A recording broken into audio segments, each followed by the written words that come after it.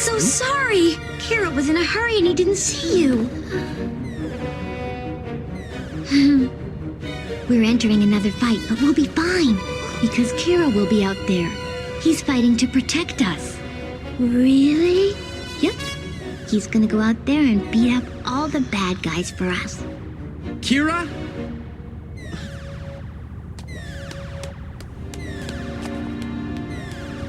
Yep, that's right. We have to make sure he gets rid of them all. Ow!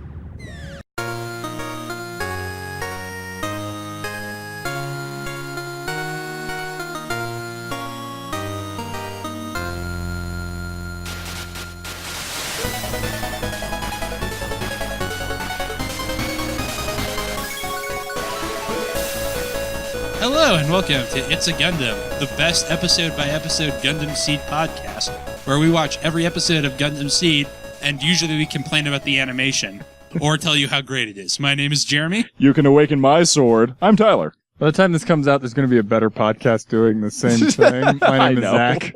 And I'm Kevin, and I haven't heard any of this before. Yeah, we have super secret special guest Kevin, who you may recognize from our other podcast, Last Time on Video Games. Or from all the other times we just mentioned Kevin. We don't mention him a lot on this podcast, I don't think. Probably comes up a few times. That's true. You know that one anime Kevin's in? So, Kevin, what's your history with Gundam? What sweet Gundams have you watched? Actually, not a whole lot. I've caught bits and pieces of various Gundams from, like, catching them on TV, but I haven't actually watched a ton of Gundam. What can you tell me about Gundam? Well, I know they're giant battle suits, and they tend to be painted bright colors for some reason. Because camouflage is for pussies. Camouflage is for people who don't have beam rifles. So Camouflage is for stuff that aren't already 10 meters tall and moving at multiple dozens of kilometers an hour. In the 08th MS team, they have camouflage. Oh yeah, but they're like actually in jungles and stuff. Also, those Actually, are small, no, they're still, I feel, No, those Gundams are still painted red and white. Are they? Yeah. Well, you know. The Zaku's are green, but the Gundams aren't. You know, one of the mobile suits in this one has active camouflage. That is true. That's just cloaking with a fancy name. So how much Gundam Seed have you seen, Kevin? Well, I've seen up to this episode that we're going to be reviewing. That's extremely convenient. So you know what the hell is going on. Yep. Did you skip the episode that... Oh, I guess we haven't posted this on the internet yet, so... Did you skip the episode that you can skip? No, I did not. So what have you thought of the series so far? I'm liking it. Again, I haven't seen a ton of Gundam, so I can't compare it to other Gundam series. It's better than them. Hey, G Gundam is fan-freaking-tastic. G Gundam is amazing, but it's not so much Gundam as it's crazy martial arts anime that for some reason has giant robots. But me being an engineer, various points in this show really irk me as they don't seem to follow rules that they set in the show. As an engineer writing those words, it was physically painful. Yes. They seem to, like, really care about it sometimes, and then they're like, and now we're gonna ignore that for the sake of Physics dialogue. applies only for plot. Oh, and for Rule of Cool. Yeah, but I mean, it's not just that. There's also, like, enemy strength. Some of the combats have kind of not generally annoyed me, but I was kind of like, okay, so I can't really tell who I'm supposed to think is going to win this fight. Well, it depends on who's angstier at the moment, I think. I guess. Well, like, I noticed something in this episode. There's, like, one of the mobile suits just, like, constantly firing a bunch of physical ammunition, and he's, like, staying perfectly in place. Like, yeah, I'm pretty sure that wouldn't happen, but... Depends on if Minovsky particles. Yeah. Recoil dampeners. Combat density. There are no sweet Minovsky particles in Gundam Seed. Wait, are there not? What No. are they scattering to combat density, then? They just have anti-beam death charges. Oh, well, you Which- know. Which release Monopsky That is particles. just Probably. That phrase is... It doesn't make any sense. Anti-beam depth charges? They're not really depth charges at that Yes, point. because what is the point? What is a depth charge? They're more like flak. I think it would be cool with, like, you know, fire the laser flak cannons or something like that. Like, that actually sounds neat, as opposed to, I'm thinking depth charges, and it's like, you would use that in, like, a chase where you drop a bunch of mines behind you and hope the enemy runs into them. Well, that's Oh, what a man. depth charge is. You're just dropping barrels into the ocean that explode at a certain depth in the hope of pegging a sub. Yeah. That's all they do. So before we move on, Kevin, what do you think of the characters? Because they're the highlight of Gundam Seed. That and the animation is way, way better than any previous series. Except for that one episode where no one could get Lacus's face right. Yeah, but there was no mobile suit combat in that. I mean, the mobile suits actually Except for the money-saving episode. Yeah, well. Generally, I like a lot of the characters. I definitely feel that, at least at this point, there's a bunch of them that have been highlighted with, all right, this person has this personality, rather than, well, he's got speaking lines, but I don't really know how he feels about any of this. What's because Cuzzy's personality? They're all delivered in a monotone. Yeah, oh man, so this is the first episode I watched where Cuzzy had English lines for me. Man, his voice actor is just so nonplussed to be playing Cuzzy. That's honestly why I probably don't like Cuzzy. Cuzzy actually gets a fair amount to do, but... His English voice actor is just so disappointed with that role. But there are a lot of characters, and I think they do a good job of giving most of them personalities, like Kevin said. We're only 11 episodes in, and we probably have 20 named characters that are kind of distinct and important. You know, maybe as the show goes on, we'll start introducing more of them. Are you pro-Zaft or pro-Earth Alliance? Neither. I'm pro-Zaft, definitely. I'm pro-ass-kicking. So you're pro-Zaft, and No. also pro-Kira. I'm pro-Archangel. If anything, I'd be more pro-coordinator than pro-Zaft. Yeah, well, and I feel like they're mostly just fighting for coordinator rights, which is why I'm on their side. I get that, but I also feel like a lot of the Zaft things, they still do stuff that annoys me, even with, oh yeah, this is a war. Oh yeah, they're huge dicks about it, but it's effective. So, Well, I mean, there's a difference between, oh yeah, this is effective in a war, but then you have like the politicians trying to make their arguments on why we should be fighting. It's like, no, you should be fighting because you deserve these rights, not because you're trying to protect people. Like, what are you protecting them from? clearly, the Earth forces are no match for Zaft, right? So, Well, that's actually one of the things that confuses me, because I'm sitting here just thinking, so isn't this supposed to be like some battle where, alright, so the Earth forces greatly outnumber the Zaft. Well, it seems like the Zaft can win in even like 4-on-1 situations, so Yeah. how greatly outnumbered are they? that's why Moo's famous, is because he's the one guy who can take down a single Jin while an entire battle fleet is shooting at them. And that might be you not being familiar with Gundam tropes, because Zaft obviously has mobile suits, and the Earth Alliance doesn't. And mobile suits always trump not mobile suits. For in some reason. Think Gundam. Battletech. I get Tanks this. I'm lose just- to mechs. I'm just saying it confuses me how the anime itself is trying to justify, oh, well, the Earth forces just outnumber them. Well, I watched a single mobile suit take out 3 ships a Yep. couple of episodes ago. By himself. Yeah. Without even the ship doing anything. And I was just like, oh, so how's the Earth Alliance even in this war? I think that we're supposed to see how important the Gundams are to them, because one of those mobile suits destroying them was one of the Gundams.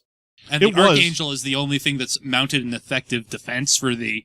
Yeah, it's been Earth It just forces hasn't yet? been able to go on the I get that, offense but yet. even then, it was like a regular Jin took out 2 Yep. of the ships by itself. I feel like it's been pretty heavily implied, though, that the Earth forces are getting their asses handed to them in this war. And they really should probably just surrender, I think. I get that. It just, they lead off by going like, oh, it's kind of been, racing towards this basic standstill. Also, Zaft doesn't have, like, resources or land. Yeah, I was gonna say It's- resource distribution might be part of it. Because I've only seen this part of the anime, I really haven't seen a whole lot of the Earth Alliance or Zaft. I've seen 2 Zaft ships and 4 Earth Alliance ships. And Well, mostly just Rao dicking around, because that's what he does. yeah. How great is Mulaflaga? On a scale from 1 to Moo, how great is Moo? There are definitely times when I really like him, and then there's other times where I'm just like, why would he be saying that? Why is he doing this now? He seems to almost not flip-flop on his character personality, but I tend to notice just weird things about, I didn't see him saying something like that in this situation. Generally, I like him. It's just every now and again, it's like, I wouldn't have expected him to say that. That seems like a line from Natarl. All right, this week we're watching episode 11, The Awakening Sword, which, as I said last week, is a sweet title. So let's go ahead and start. We get another previously on. This one is clearly more aimed at people that have watched the series to remind them what's going on emotionally than it is for people who haven't watched the show before. Yeah, this is actually probably one of the more effective recaps we've seen. One thing I did notice about this recap is there's a lot of, basically grunt emotions. Well, because they're It's a- teenagers. I get that, but I mean, I feel like there's a sequence where it's like almost 10 seconds of just, Or at least it isn't flashing between their faces in a reaction shot going, ooh, ah, ooh! Yeah, it's not quite that Razor. It's not quite that fast, but there was definitely, I was just like, there was just a lot of grunts in this recap for some reason. Yeah, we don't get the, like, basic Kira Yamato blah, blah, blah coordinators, Zaft, Earth Alliance. Instead, we get Athrun being mad that Lacus is kidnapped, Flay being upset and accusing Kira of not trying, Lacus trying to comfort Kira and being like, I'm totes engaged to Athrun, Cuzzy being like, Athrun and Kira are friends, the angst. And Sai being like, Kira, you better come back and not abandon us forever. I say Sai being just, a pretty cool dude, trusting Kira anyway. What the recap doesn't tell us is that Kira decided to take a hostage and give her back to the forces of the enemy. It doesn't show Rao's sweet plan. It doesn't even actually show the hostage exchange. Well, I mean, she's just with Kira, then she's with Athrun. And she's very pregnant.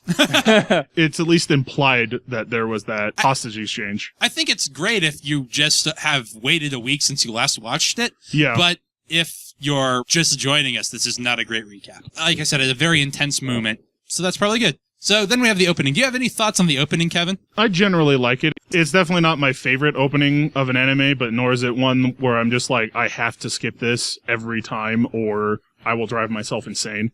I like the theme song. That does way more in its favor than most of the animation, honestly. One thing I actually noticed about the opening just recently is that there's no images of the sword or launcher strike in it. Oh, you're right. I hadn't thought about that, although the ale is the one they use the most often.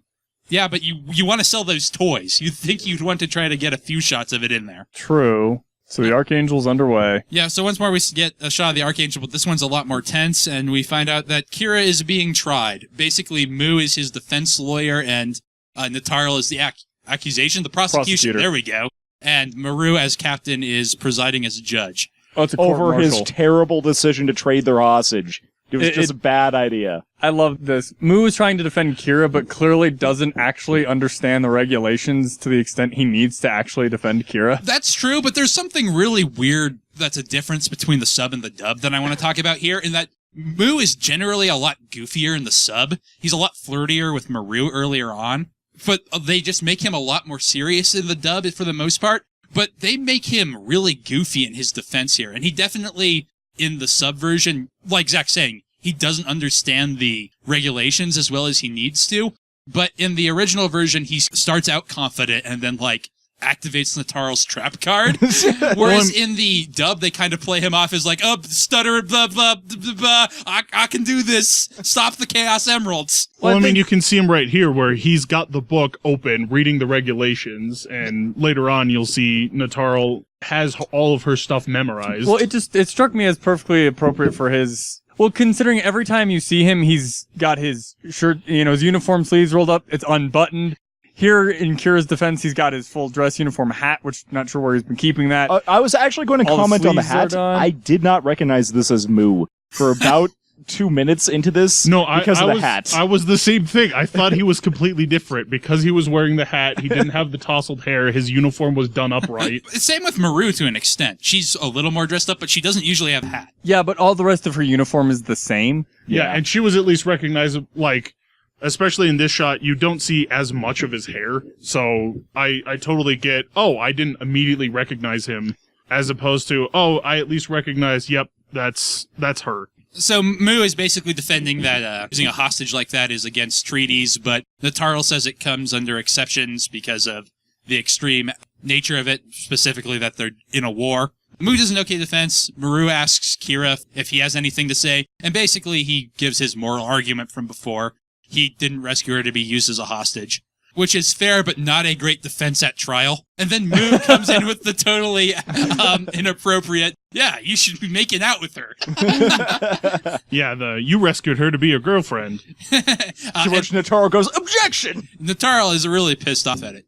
He's lucky that he is with terrible soldier captains. Yeah. Well, he's also civilian, so... Do you mean Mu here? No, Maru. No, who is he? Kira is currently under the command of a terrible soldier and terrible military person in general. You keep saying that, and I don't disagree generally, but what has Maru done thus far that's actually bad captaining? Well, I mean, not making critical decisions. She mostly lets Natarl do all the major decision making. A lot of the combat decisions she lets go to Natarl, and mostly has been a figurehead and not actually done anything in combat. Yeah, but that's what you should do as a captain when your background is mechanics and you have a combat officer. That's true. That actually makes total sense to me. Picard whereas, lets like, Riker do everything. I'm not no one saying- says Picard is a bad captain. No, I'm not saying That's because that I came that up with the is Picard manual. inherently bad, but it is easily recognizable that she is not a particularly good combat captain. She's not really a particularly good leader. She's good at letting her people do what they're good at, which is, at least half of Arguably, all good leadership, yeah. but she does not come off as a particularly strong soldier in a lot of ways. And I think that's also fine. Like, she realizes that I'm just the highest ranking person, so I will be captaining this thing, but I'm going to let the people who know what they're doing Do their jobs. do their jobs correctly. I just want Captain Moo, because I think that it'd just go better in general. You think Maru is a terrible captain? Moo would be even like, I more. know. She'd be like, Oh, Natarl, God. you do everything. I'm going to be looking at my titty mags. Oh god, I just pictured Moo as Scruffy from Futurama. Scruffy's all bright. Maru tells Kira that because of his actions, he's supposed to be sentenced to death. Which I actually thought was kind of harsh. It's kind of desertion. It's not exactly desertion. It is a little harsh given our modern military standards, but it's not too harsh if you look at it historically. Well, it's AWOL, if nothing else. He defied direct orders. He put the ship in a dangerous situation. It is I extreme. guess. We would probably go with a more of a life in prison route, but it is a pretty extreme crime, and so... But it's also possible they were exaggerating to drive home the point. Well, I think that's the case, and we'll get to that in a If you minute. actually look at what it is, it's desertion, hijacking, and taking military assets, depending on how you classify Lacus. Yeah, I was going to say Lacus is a military asset. Well, but the strike certainly is. The Oh, yeah. strike, he hijacked the strike. He Yeah. placed the ship and its crew in significant danger by hijacking the strike and releasing Lacus. There's no telling what the Nazca would have done. They got lucky. Yeah, I defend Kira's decision, but this more or less makes sense as a sentence to me. I do I understand still that think a Kira's bit. decision's horrible. I feel like the death penalty sounds extremely hard, especially in a space scenario. You don't want to be murdering off your personnel when Although it is you easier. can't. Yep, just It is jettison. easier, but it's also much harder to reacquire new personnel. Well, I kind of doubt they would carry out the sentence on the ship, even if they were going to go through with it, which, as we find out in the next line, because Kira is a civilian, they can't actually sentence him to anything. Which Not technically true because he's currently subject to military law and military discipline. Yeah, but he can't be court-martialed. Only because they kidnapped him, basically. Maru forced him to come on the ship with them. And this is also part of me is thinking, isn't Kira supposed to be super smart? Wouldn't he have figured this out? He's You know, also a all right, we're gonna- teenager. He's a teenager, and he's not from this nation, so he doesn't necessarily know how their military law works. I guess, but to me, I just felt like, all right, you got to show up to your court-martial. You can't court-martial me. I mean, he seems the kind of guy that would have, like, read the manual in his free time. On the other hand, this isn't an operating system. He doesn't know how to program it, so... True. I can see it both ways, but that was just me going, when he just go, well, you can't court-martial me. I'm not military. They certainly can kill him, Zach, but they don't necessarily have any authority to. Now, of course, in the military, things happen and we just lose the records, and who knows what happened all the time. But they wouldn't have any legal authority to do anything to him here. Yeah. Because he's not part of the military. He is basically a hostage. Well, he's currently using their equipment and fighting for them, so he is still They're also would be forcing subject. him to. Well, so. they're not really forcing him. No one put a gun to his head and said, fight for us, or we're going to shoot you or the people you rescue. No, they basically just said, fight for us, or this entire ship will get blown up and you'll die anyway. So... If Yeah. you're an American tourist in Afghanistan because you're stupid and want to hike in Afghanistan, and you happen to find a U.S. AK-47 and fire it, that doesn't put you under any military authority. They can't court-martial you. They can prosecute you. They can ask you to be extradited, but you're not subject to military law. Conversely, if I was on board a United States Navy ship, Yeah, an aircraft carrier, and you took one of their... and I took a fighter jet, I am subject to military law. I don't think you are. They would never, ever let you take a fighter jet if you were not enlisted. This is one of those extreme cases where, because this is a fantasy anime At that any doesn't rate. really have a real-world parallel. At the very Yeah. least, they would do something. likely confined to quarters for the remainder of the time. Yeah, Well, and confined that's more of what I was expecting, not, oh, we're gonna kill you. Well, that seems a bit extreme, but I totally see, nope, you're gonna stay on this ship, you know, you're gonna be in prison until we land, and then you're probably going to be in prison when we land. I can definitely see throwing him into the brig. That's what they do to Amuro in the original Gundam in not quite the situation, but... Close enough. Yeah, a similar one. But they are really in a tight situation because Kira is the only one that can pilot the strike, so they kind of do have to keep him in decent spirits at least. They could just throw him in the brig and force him into the strike when they need him, but that would be bad for his morale. I do kind of understand this decision. Natarl is clearly very upset with it when they basically just give him a warning, but I think Mu and Maru, and probably Natarl, was just outvoted, came up with this plan of, okay, we'll do this as basically a scare tactic and try to get him to take this seriously. Next time I'm scared straight. They really are screwed without him. Yeah, because for some reason only coordinators can press the 2 buttons a pilot of Gundam. They mentioned early on in one of the episodes that, like, Kira jacked with the OS to such an extent that Not Mu just isn't jacking entirely it. certain what he did. He entirely reprogrammed it one-handed during an active combat situation, like some sort of Jesus. Well, and yeah, well, and they also mentioned that the OS wasn't working beforehand. Like, they had the tech, but obviously the controls basically didn't work. they worked, they were just not combat ready.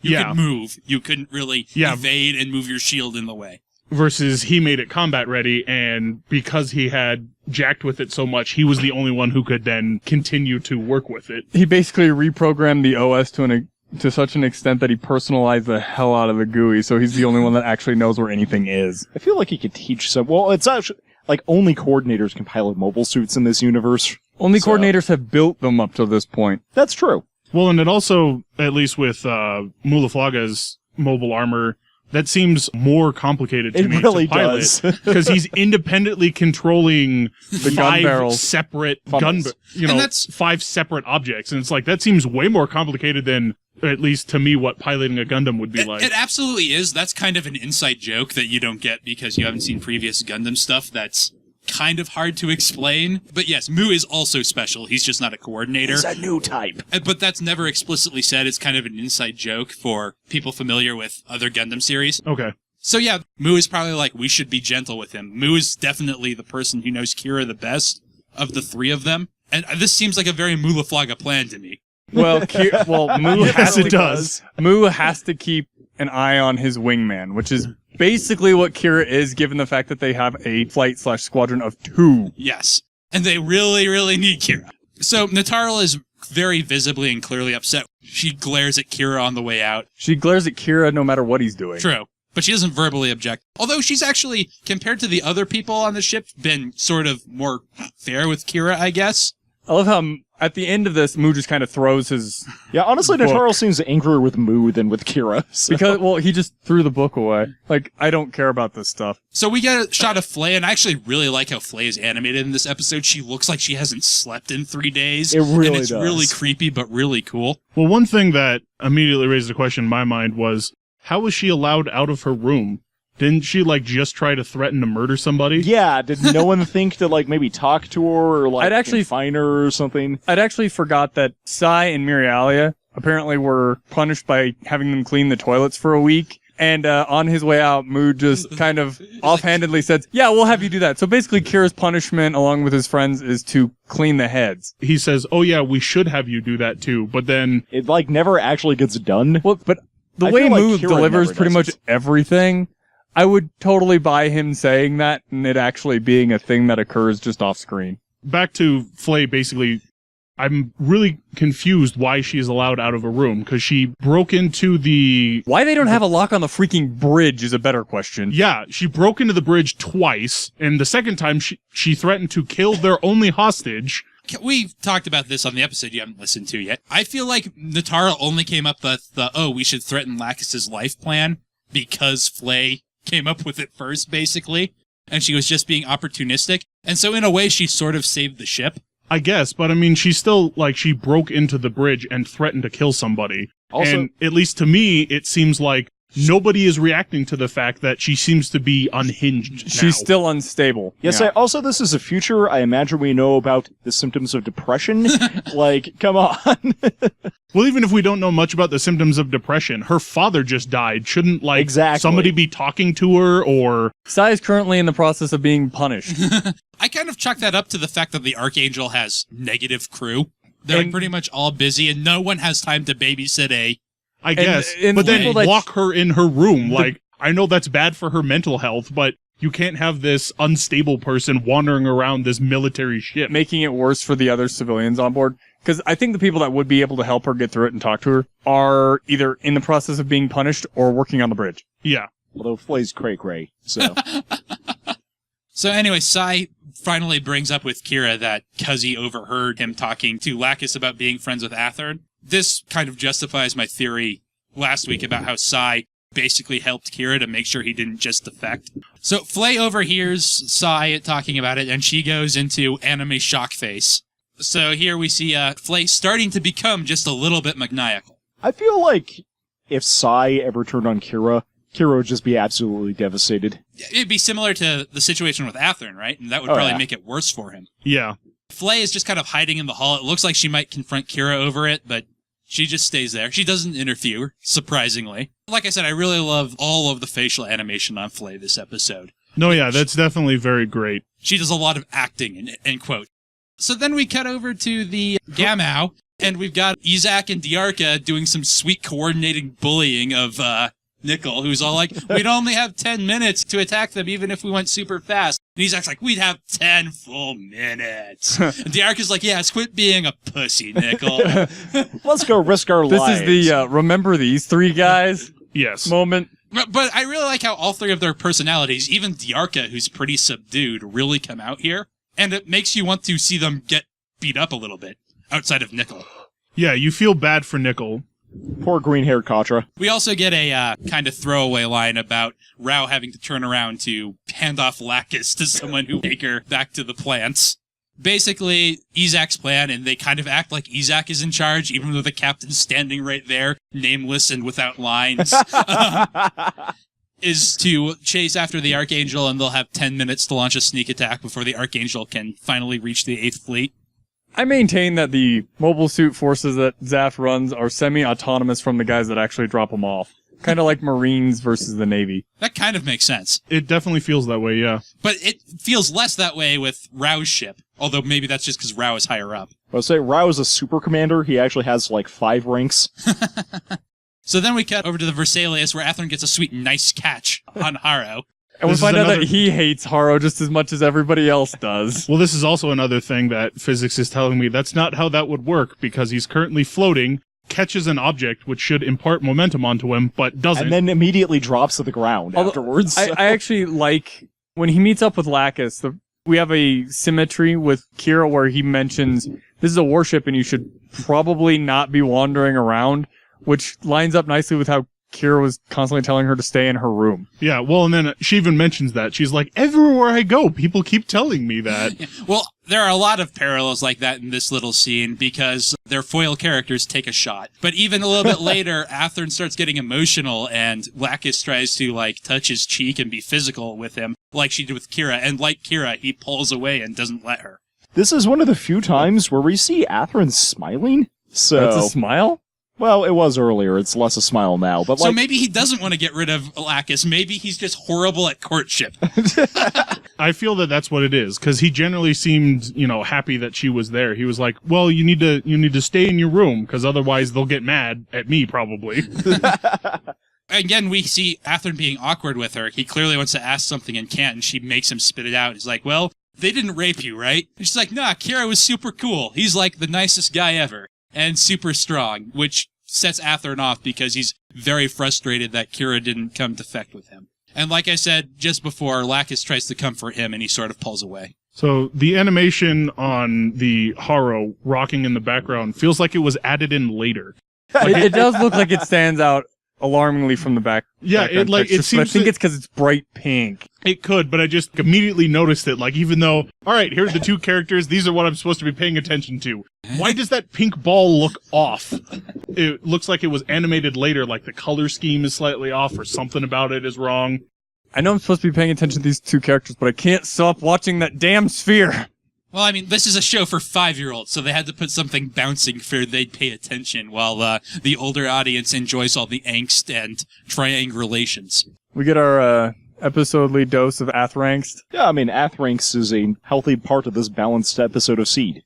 I'm also generally confused how he can't wrap his head around that Kira's just trying to protect his friends. Well, you know how relationships are. One side isn't listening to the other, and I think it's all he just awkward. feels betrayed. I get that, but he's like, he kept saying something about friends. Yeah, he's trying to protect his friends. Yeah, there's got four friends. there's 4 friends he has on that ship versus the one friend trying to attack him. Ratio says, despite the fact that the one is his childhood crush, these 4 are his current good friends. We also still haven't gotten Athrun's motivation for being in Zaft, really. Have we not? I No thought he way. said it. Yeah, I think he did. Yeah, because at His one mother, point, well, we definitely saw his mother's grave, so this isn't a spoiler. His mother was killed in the Bloody Valentine. Oh, okay. I could have sworn that at one point, Kira and him are yelling at each other about what are you doing in that Yeah. and what are you doing in that, and Athrun explains that his mom was on Junior 7 during the Bloody And Valentine. Kira's like, I kind of got forced into it, bro. I do remember him saying that, but I still feel like that's why he kind of wanted to participate in this war, but I don't know specifically why he is here. Also, his dad is Super General Supreme. Also that, yeah. Yeah, we met that. So this scene ends with actually a line I really like, where Lacus is sort of upset that Athrun's upset, basically, and he has this cool line about not being able to fight a war with a smile on his face. That's peak Athrangst. It's pretty good. You can fight a war with a smile on your face. Usually it's a maniacal, bloodthirsty grin, Did but you ever can meet do the it. comedian? He's not Mulaflaga. So Or he the can't. comedian. So the Archangel is 30 minutes away from the rendezvous point, which means they're 20 minutes away from being attacked by Diarca and Izak. Natarl, like Zach was saying earlier, basically takes charge, and Maru was like, you guys should take a rest. And Natarl's like, no, we got shit to do, guys. That actually showcases Maru's inexperience in this situation so the combat commander is going, all right, fleets are conspicuous. They probably can easily see where this fleet is. So And they know where we're going. and they know where we're going. This is the only chance they have left to catch us. So we need to be on our guard until we're safe. And Maru actually kind of looks pissed by Natarl saying that.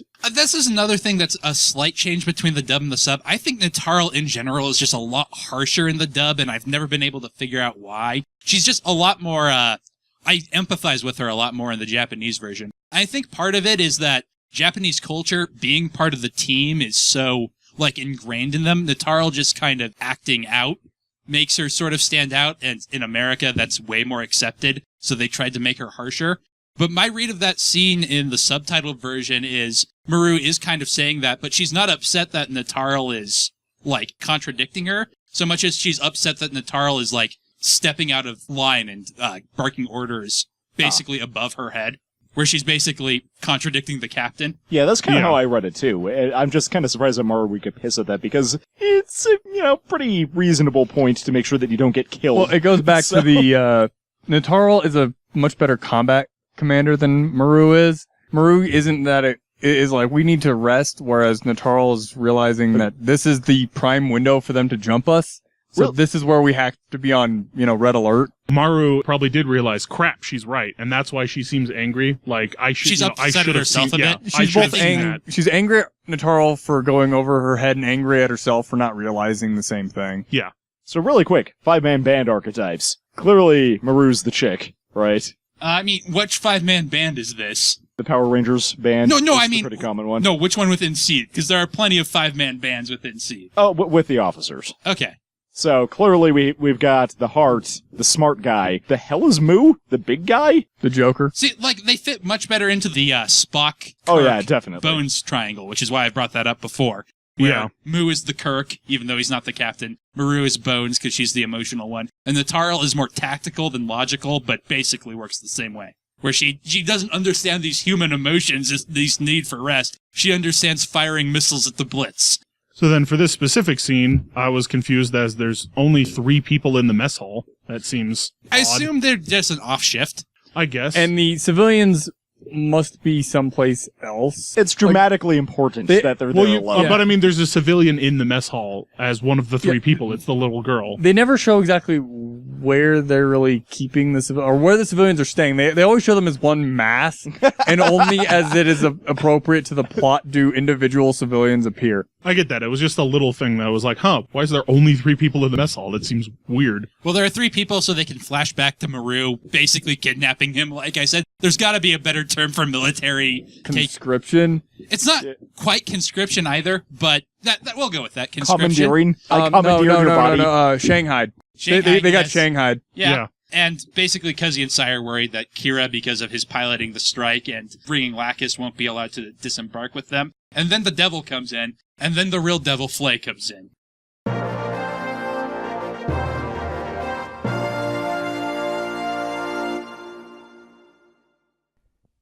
Hey there, everyone. I hope you've been enjoying this week's episode. This is kind of a weird one for a couple reasons. Obviously, it's the first one that Kevin's on, although not the last, but almost the last. The other reason is because this is the first one I've edited. So if you've noticed a substantial drop in quality, that's probably why. I'm not really sure what to do in this segment because we're no longer running a contest. So if you guys start emailing us or having chats on the comments section or something, then we can talk about that in this segment. Or if you guys have specific questions or want us to do a bit, this is a time we do it. If we don't get a whole lot of communication, then I'm just going to start doing weird advertisements or like picking apart specific frames in the episode or something. And I'm pretty sure no one wants that. So make sure you get on and like chat with us and stuff. I think that's about all I have to say here. I'm going to let you get back to watching Flay being manipulative because that's pretty cool. And also one of my favorite plot things that never really gets expanded upon throughout the rest of the series. Enjoy the rest of the episode.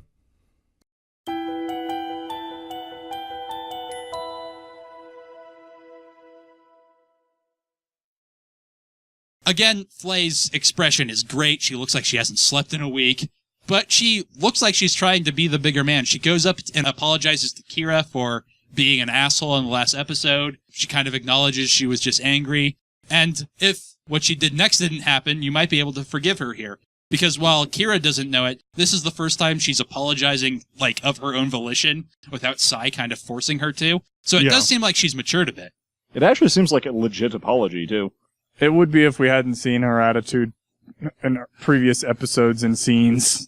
Or see her attitude after this, where you realize that it's more of, this was all probably an act. Yeah, it's more the after this, because she could have, losing your father is a big thing. She could have realized it all due to what's going on. Even realizing, oh God, what I said is actually true. I was just trying to hurt him, but finding out that what I said actually was right, she might regret that.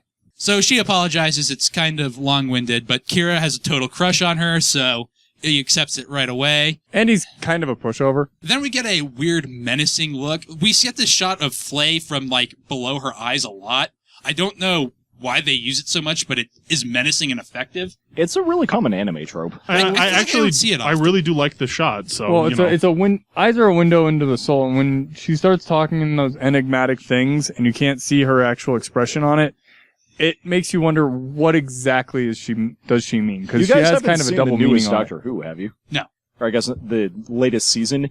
The current Doctor says he hates hugs because they're a great way to hide your face. But I do agree from a cinematography perspective, that's exactly why they do it. Because Flay has a pretty innocuous line about how she wishes the war would end, which of course everybody does, but because she they use smiles that shot, a little creepily too. Yeah. Yeah, she's got that creepy shot. You can't see her eyes. It's like totally made it. That said, what is she gonna do? She's one girl on a very powerful military vessel with a huge amount of control over the one Gundam pilot. Well, and that also, so going back to what I said where Kira wasn't really trying, kind of implying if you had been trying, you would have saved my father. Well, honestly, I don't think he would have, even if he was trying. So then we cut to the bridge, and then we get the real Spreadmanovsky particles to combat density of this, which is Endjammer levels are increasing. Because the Archangel is under attack, as we know, from the Blitz, the Buster, and the Duel, who have not shown up in a few episodes. And we get the cool activating spaceship armor scene. Okay, so we just saw they clearly have the position of the Nazca-class vessel. Yeah, that's an animation mistake. Okay. Because this is not a Nazca class. This is a Laurasia Oh, class. yeah, that's right. This is not an animation mistake. Clearly, they're reusing animation to save money. Yeah. Okay, so we get a nice shot of Moo with a porno mag, which is pretty great. His I mean, obviously, expression all is soldiers would great. have one, but He's got this very angry, like, I can't believe you'd do this to me now expression on his face. Kira clobbers a little kid running out of the mess hall. I feel like he tripped her, which seemed extremely awkward to do. It's like, because it looked like her foot shot forward into his, and she somehow fell backwards. Also, what about the zero G that turns on and off randomly around? Apparently right this, on it now. This area has never shown to be zero G. It's because of all that food from the mess hall weighing people down. even Lacus couldn't float in the mess hall. I think they have shown a bit of floating near at least this hallway, but never in the mess. Anyway, Kira creams a little girl and goes to help her up, and Flay's like, no, I'll do it! Well, this actually also, like, the fake character development thing is pretty good contrast to before, where she delayed Kira, like, talking to him. Here she's, like, taking care of a situation for him so he can more quickly get to his mobile suit. Even though she gives some manipulative lines about how, it's okay, Kira Oni-chan will totally protect us. He's the best. Although that ends up being a motivating phrase for him later or so. Well, yeah, she's clearly going full Cersei Lannister here and saying things because she knows it'll affect him. Again, at the same time, she seems more mature. She's taking action. But then as Kira runs off, we get this super creepy shot of Kira saying he has to make sure to get all the bad guys while squeezing the girl's hand too hard, which causes her to run off. And whenever you make a child run off, that's not good. It's almost as bad as kicking a puppy. Almost. I like Moo gets back into his zero and swears about why'd they pick now to attack us, and because of that earlier shot, I don't think he's talking about the rendezvous. No. So once again, we get the ale strike, which is like 10 times in a row now. It's closer to 5. but- Well, in this case, it actually makes a lot of sense because the ale strike is the most not necessarily the most maneuverable, but it is the most flexible to deal with 3 threats at the same time. It's the anti-MS mobile suit for sure. I'm more criticizing the writers for keep giving us situations where the ale strike is the obvious one. Because obviously they just get to reuse this animation. Yeah. And don't you want to sell sweet launcher strike toys and sword strike toys? I do like the launcher. One thing about this launch sequence that also really annoys me is the fact that the power cable stays attached until it apparently breaks away, which seems like that would be extremely dangerous when you have a cable at full extension that is suddenly decoupling. Yeah, why not just pop it off right before the pad goes? I kind of wondered that too. Well, I mean, like, I'd expect the cable to, like, whip into the sides and start breaking shit. Well, like, it would make a lot more sense when it goes to launch. Last clear is that cable detaching? that would make a lot more sense to me. Like, all right, so the cable's still attached while it's getting on the pad, while everything's getting on, and then when the pad's ready to launch, the cable pops off and they go. Not this. We fly out and just hope that the cable comes off safely. But rule of cool, it looks a lot cooler. It does look good. So we get all the Archangel's Technical self-defense weapons coming online and getting ready to fight the 3 mobile suits. Why would they do that spin? So this maneuver makes absolutely no sense to me. So can I you didn't notice that the first time. Can you describe the maneuver for the listeners? All right, the duel, the Blitz, and is it the Buster? The Buster, is. yeah. The Buster combined together Like back to back in a back to triangle. back in like a triangle. They start spinning. That's and a then good trick. They start spinning, and then the enemy ship fires its lasers where they are, and they separate and somehow manage to hit the Archangel. And the thing that confuses me is they clearly had the position of the enemy ship, and it's not like the firing lines are going to change. I mean, it's not like the ship's invisible, so you can't, we're all going to bunch up together. All right, well, While our ship fires at us. Well, all ship fires at us. Like, if you fuck up that maneuver, all 3 of you are dead. Like, why would they even do that? And they're clearly coming in from beneath the Archangel, which is, like, the one place the thing doesn't have guns. Well, like, okay, So- even if their ship wasn't firing in their direction, why would they get back to back and, like, spin anyway? It's stupid. Well, Rule and of then- cool. well, Spinning so- always makes things better, Tyler. So Mulaflaga comments on, so they're doing that, that kind of maneuver to hide their firing angle. And that wouldn't hide their firing angle at all. Like, they're giant lasers in a straight line. where did we giant get hit from? It's Well, there's the firing angle. the ships are extremely slow moving comparatively. So, This isn't what Moose says, but it might be that they're like, okay, so the 3 mobile suits are there. They won't use that line of fire. because they don't want to. Well, Get their mobile suits. actually, so the thing that this was a contrast to me is it seems like Maru says, oh, they figured out our evasion algorithm, which makes much more sense to me. You know, they were expecting, all right, the ship's going to fire, tack this way. Well, they, you know, all right, evade in our predictable pattern.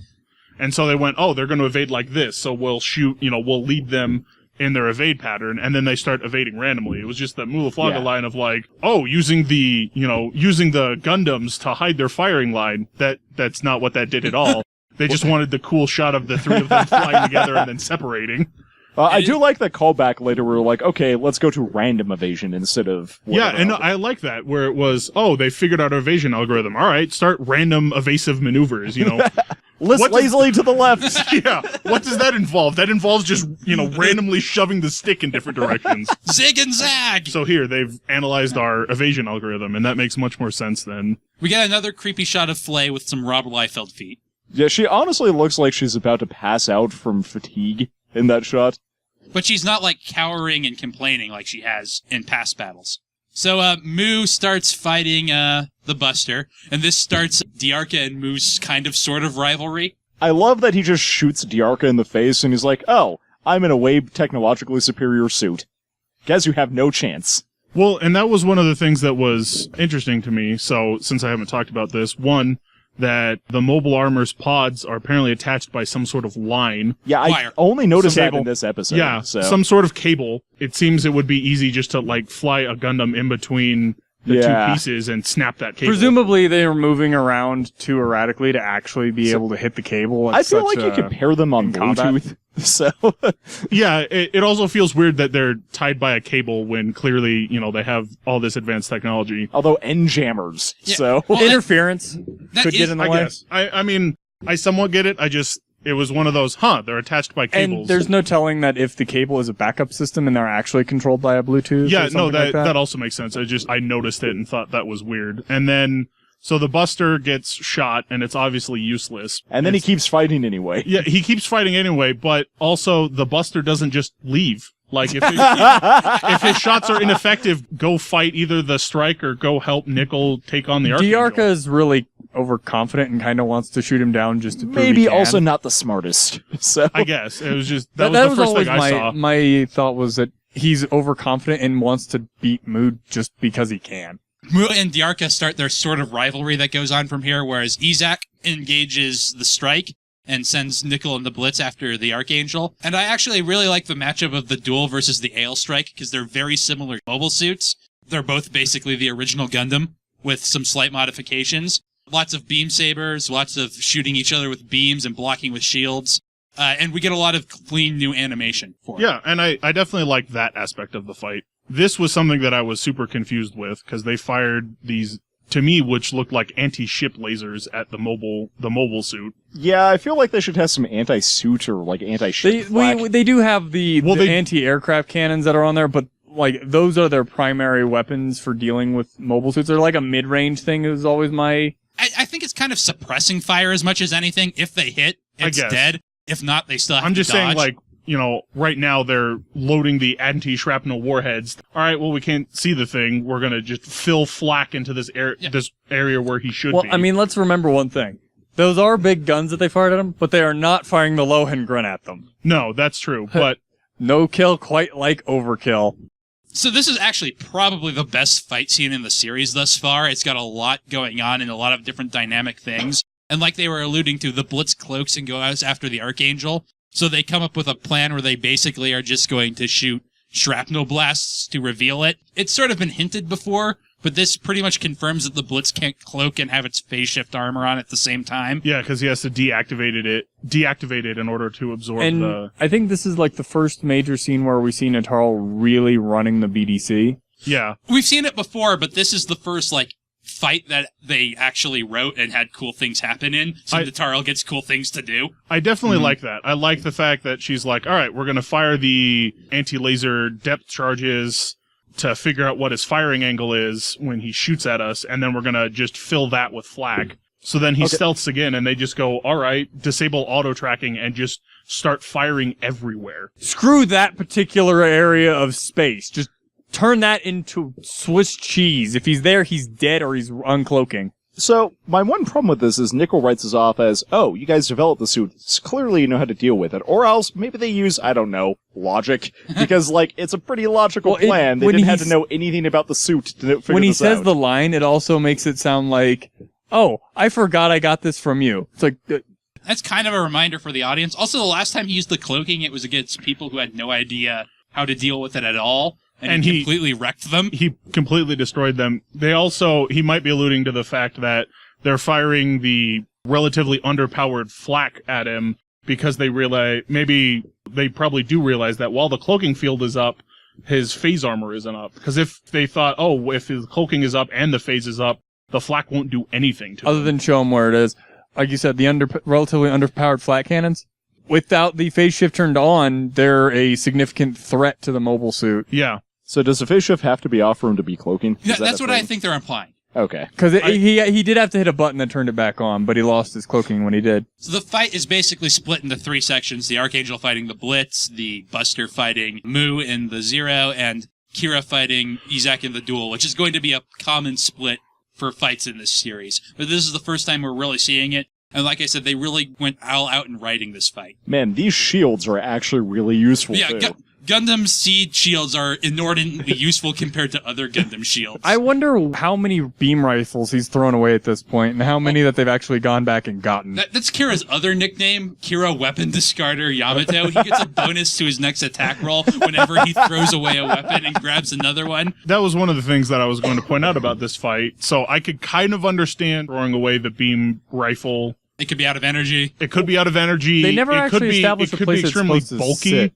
Yeah, it doesn't have a holster, so it's like, all right, because I mean, didn't the Duel also throw away its laser rifle when it drew out its sword? No, it didn't. I don't know if this is intentional or not, but Izak and Kira are clearly a match for each other, and Izak actually seems excited to have an even fight for probably the first time in his military career.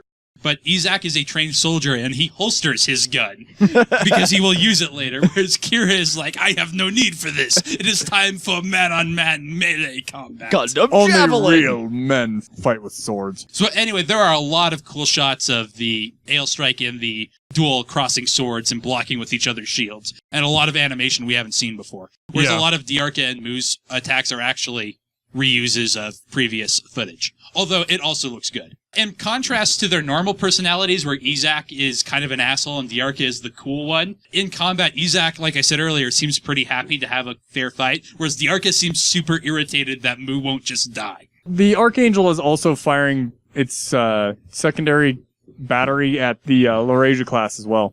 Yeah, and it keeps taking hits, and there's even a comment of, we can't keep taking fire like this. Are we gonna blow up? Yeah, they mentioned, like, I don't think we'll be able to withstand another 2 shots. Yeah, they've got a blade of shielding, exactly what you just right there.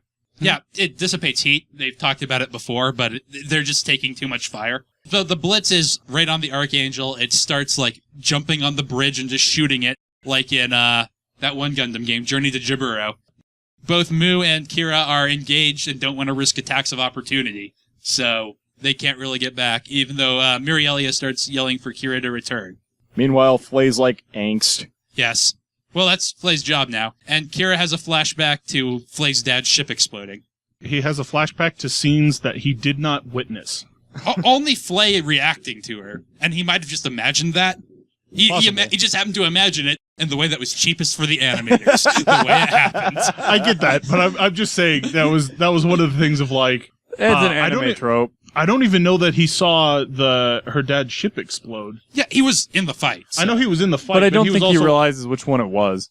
Yeah, because he was, like, actively fighting... Athrun? That was the fight where they were trying to kill each other, but hadn't quite declared that they were going to try and kill each other the next time they spotted one. Yeah, and then it was the Nazca class that actually takes up her father's ship. So I don't think he obviously saw the aftermath, but I don't think he actually saw the ship explode. That said, just combat awareness, you're probably tracking when the big ship fires. That's probably true.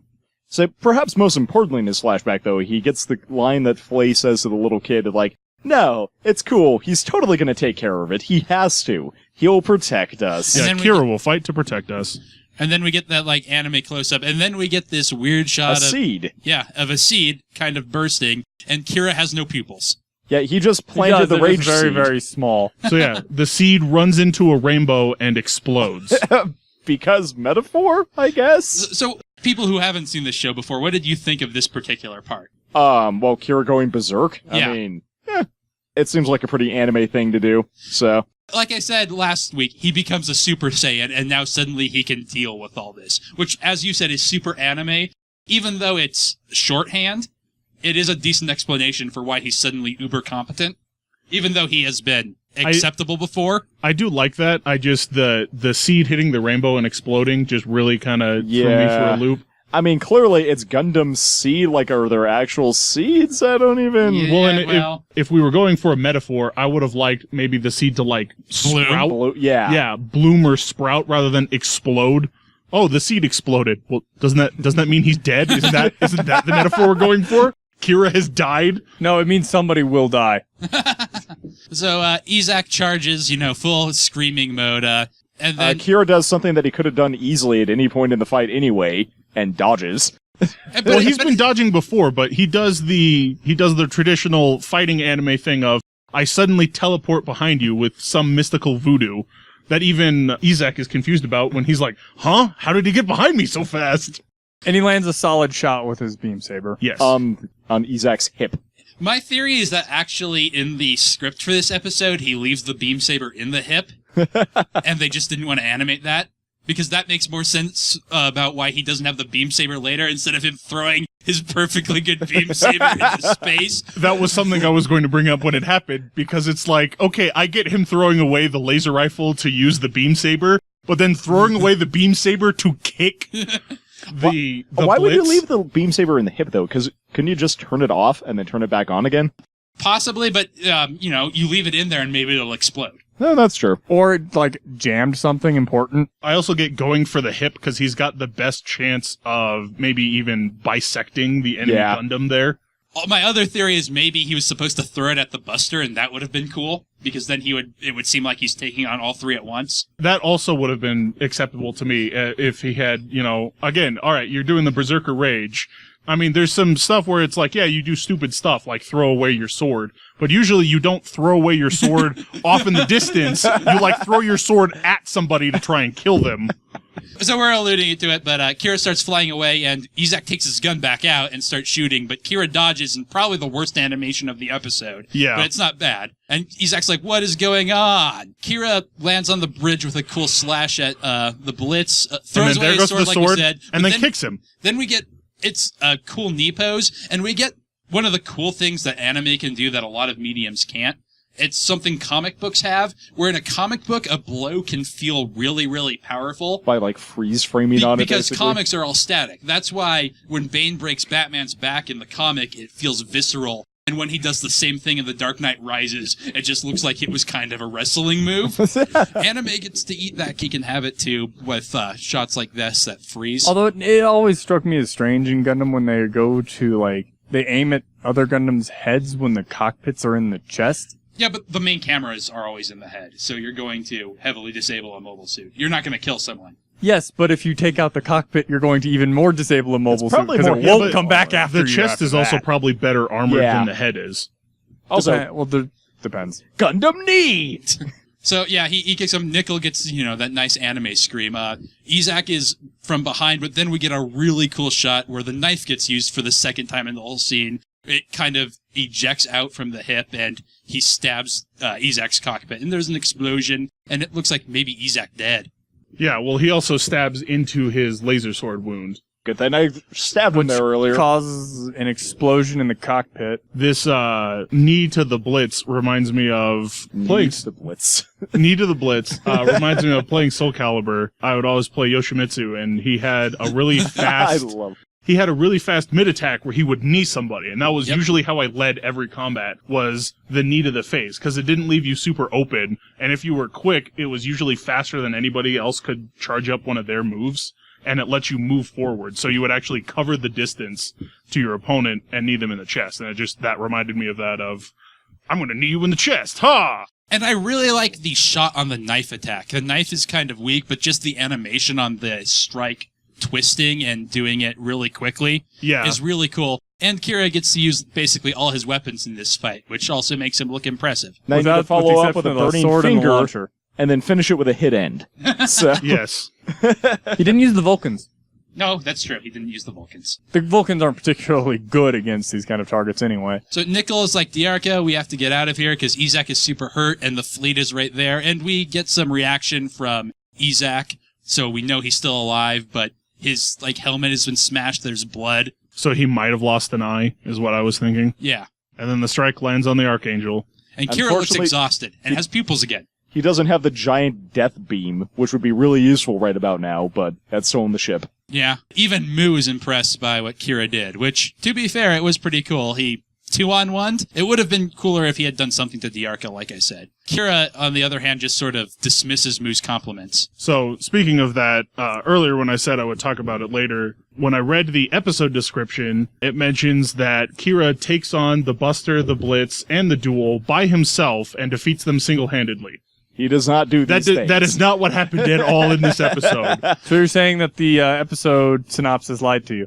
A lot, yes. Where was this synopsis, just out of curiosity? It was the one I found on Wikipedia. Okay. I just know there's a Power Rangers episode synopsis that's for a time travel episode that describes the previous time travel episode instead of the actual one. And I mean, this was just like the little blurb about, he enters the Berserker state and defeats the three of them single-handedly. I was like, okay, he really only defeated the one. He then kicked the Blitz, and then the Blitz was like, oh shit, our time window's done, we need to leave. Our time window's done, and we've got a wounded man. And we've got a wounded man. You know how they were how you were talking about not using the Vulcans? The two of them huddled up together right there. Would have been a great time to use those Vulcans, actually. Except for the strikes, Vulcans aren't particularly effective against hard targets. It doesn't matter. You could still annoy them. Armor would probably negate them. It would have been a fantastic display and a horrific waste of ammo. What else are you going to use it for? It's Vulcan ammo. Yeah, I know. I feel Kira didn't even really 2-on-1. I mean, yeah, he was technically 2-on-1ing, but it was... He probably could have after that. It was two separate 1v1s. Yeah, it was two separate 1v1s where... So it was like, I kind of crippled the Blitz a little bit and then broke away, or crippled the Duel, broke away to fight the Blitz, ended up kneeing the Blitz so that he flew backwards and wasn't shooting the bridge anymore. Then the Duel came back and I fought him single-handedly. At the very least, he was flanked. Yeah. And it was pretty impressive. It was still impressive, but it was like, he not what you expected. Yeah, he did not single-handedly defeat the three of them. Because, he only beat one of them, really. Well, he rolled an intimidation check. And then Mu took on the Buster, and... Somehow. What it made it look like was that he wasn't actually able to do anything to the Buster, he was just tying the Buster up. So that it wasn't also fighting the Archangel or the Strike. Which is fair. And it's possible that the Gundam's jetpack things are not as well defended as the rest of the stuff because they aren't colored the same as the phase shift armor. So maybe he could have gotten a lucky shot. Well, and the Buster appears to be the least maneuverable of the lot. Yeah. Well, and also because they're separate, they, like you said, they might not have as good of a phase shift armor, which does make sense. At least to me. Or maybe you could theoretically hit his rifle. That would be annoying, right? Yeah. That would probably break the rifle, because I don't know that those are phase shifted either. Yeah. And it's probably hard to take a shot while you're being shot at, even if you know it's not going to do anything. Yeah. At the very least, it's incredibly annoying. Well, and it might be that it was the side cannons of the Zero that couldn't really do anything, but the main cannon actually had the chance of maybe not, obviously not destroying it, but if he keeps hitting me in the same spot over and over again, that's going to cause problems. Or at the very least, it deals enough. It has significant enough capability to knock a shot offline. So once again, we end the episode on Flay being creepy. Super creepy. This time saying that she has to make sure Kira beats up all the bad guys or the war is never going to come to an end. And ends on that super creepy smile. She really wants the war to end. She'll destroy the Earth forces. Yeah, well, I don't think her revenge goes that way. She's not bi-revengeous. So the 8th Fleet seemed to consist of 10 ships. So they would only need 2 or 3 Zaft ships to be able to take that out. Well, join us next episode where 2 or 3 Zaft ships show up. Man, I nailed it. All right, so this episode's pretty long, so I think we should just quickly do final thoughts. This is another really good episode. I don't know if I like it more than the last one or not, but the combat scene is really, really good. Kira gets to look like a badass. The Gundams, it kind of sucks that he only fights the other Gundams, but they haven't grown tired yet. On the other hand, the Strike has no more gimmicks to show off, so they kind of have to write good fights or they're just going to be stock animation and the same thing. Mu doesn't get his own mobile suit yet, 0 out of 10. We're gonna have a lot of 0 out of 10 I know. episodes, Tyler. I just like he has such potential, and he's in such a crap piece of equipment. Oh, don't worry. It gets worse. How does it get worse? Does he get in a ball? I'm expecting he loses the 0 and is stuck on the ship going, I can't do anything. It's not that bad. I will fling porn mags at them. Well, they are teenage boys. It might be sufficiently distracting. Quick, distract them with boobs. You know, when humans are aroused, we have demonstrably lower reaction times, so that might buy Kira the advantage he needs. All right. So thank you for joining us, Kevin. I hope you had fun. I did. Yeah, join us next time when we watch episode 12, Flay's Decision.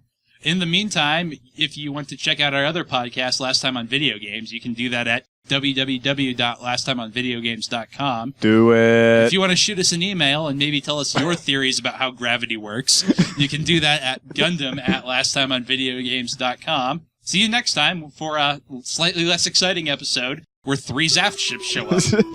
Buster Rifles! Bye.